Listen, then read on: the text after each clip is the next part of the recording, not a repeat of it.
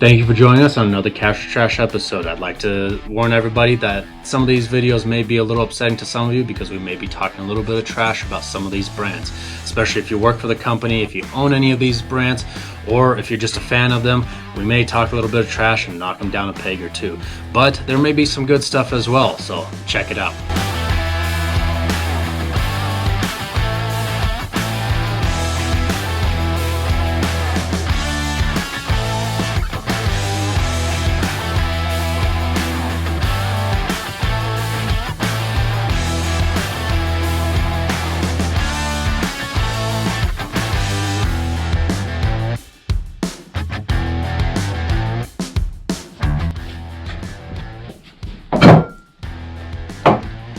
Hey everyone, we're back at it again with another Cash or Trash episode. In today's video, we're going to be talking about a brand that I was not even too aware of. It's called Origin or Origin Maine, made here in the US. They make a pretty interesting boot here with a stitched down welt or turn welt, some people call it, where the midsole is Blake stitched on type of thing. It's a very interesting construction. I did a video of getting these guys resold because the gentleman who owns these, he needed something with a little better grip for a kitchen. So I'll leave a link in the description down below. But let's dive in and see what these are all about as far as being cash or trash. So material quality, I'm going to give them a 9. The only reason why they're not a full 10 is just because inside of the boot they've got this insole cushion thing that's just it's a really soft cushion. It might be great initially and everything, but long term, once that cushion starts to give out, not the best thing. It's going to lose a lot of its structural integrity and might not be as cushiony anymore. Build quality, we're going to drop that down to an 8 just because that cushion, again, back to the same problem, they Blake stitched the midsole, this leather midsole you can see on the outside, through that cushion as well. So when it comes to resoling these, eventually it may be a little problematic, or even just replacing that cushion there as well. It can cause a few problems. So build quality drops down because of that alone, but otherwise everything else is phenomenal on the construction of these as well. Comfort, I'm going to give them a 6. I mean, I'm not going to say that they're a comfort boot.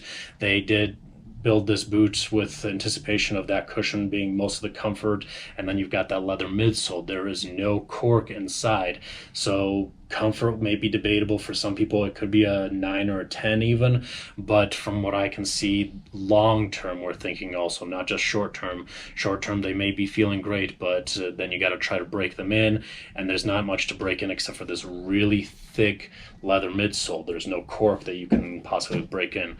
Support, we're going to give them a 4 because they're not a support brand necessarily. Again, you're still going to have to break in leather, and breaking in that leather midsole is going to be very hard to your foot, and you're just not going to be able to get that same kind of support features. Collectability, we'll give them a 4 on that, just because they're not a well-known brand. I don't know who'd want to collect them, but still a really cool boot to have.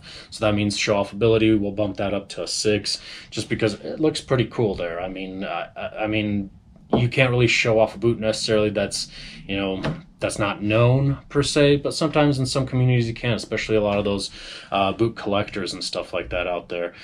Maintenance, we'll give them a 7. They're pretty easy to maintain because it's very durable leather. Depends on the leather, however, like this one here, if you're going to be using a conditioner on it, it's going to definitely darken up a bit. No matter what kind of conditioner you use, it's going to darken up at least slightly, and if you really want to make sure you condition them thoroughly, they're definitely going to darken up. But some of their other models with other types of hides and colors, they're going to be much easier to maintain. So we'll give them a fair 7.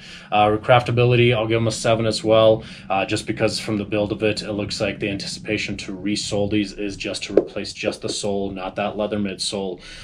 But it drops down to that 7 just because if you need that leather midsole replaced, it's going to be a lot of work, in other words.